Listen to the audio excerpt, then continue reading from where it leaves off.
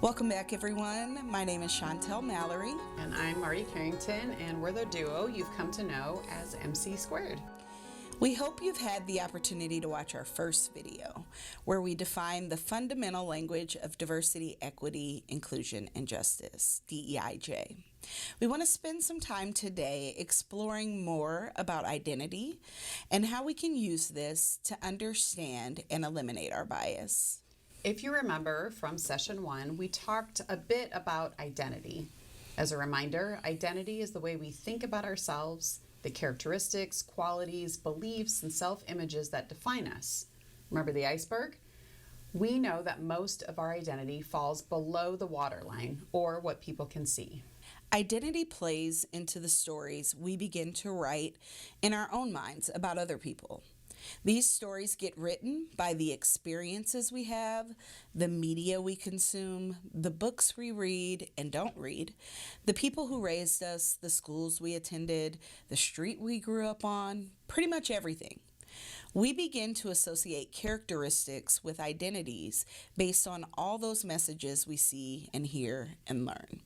And those characteristics we associate with identities begin to form our biases. A bias is the action of supporting or opposing a particular person or group in an unfair way. I'll give you an example. If I have a favorable bias towards working with men, I may not listen to what a female colleague has to say in a meeting. My bias may have been informed by my experience working with only men in the past, or it may have been influenced by the movies I watch, where men are shown as capable leaders and women are shown as subordinates in the workplace. And this bias is unfair, and it's also harmful. By not listening to the women in our meetings, we lose out on critical information and also creative ideas.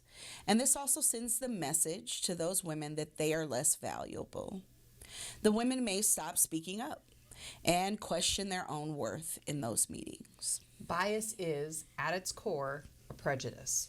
And it can be something we know we have, which is an explicit bias, or it may be something we don't know we have, which is called an implicit bias. But at the end of the day, we all have bias. And a bias is not objective. It's not based in fact. It's built from these stories that we tell ourselves.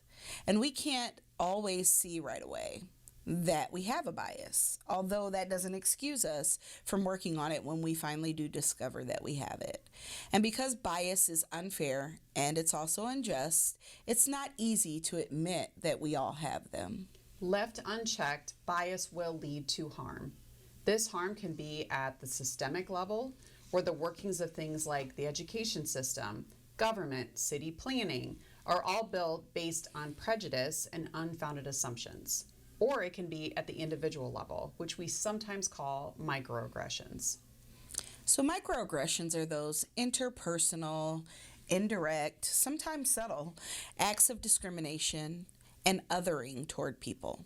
These acts are painful, they can be harmful, and they create a toxic work environment, especially as it pertains to marginalized groups.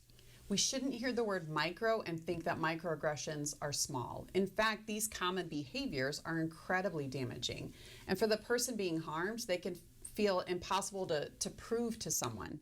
This is why it's critical to believe someone who's telling you that they are a recipient of microaggressive behavior.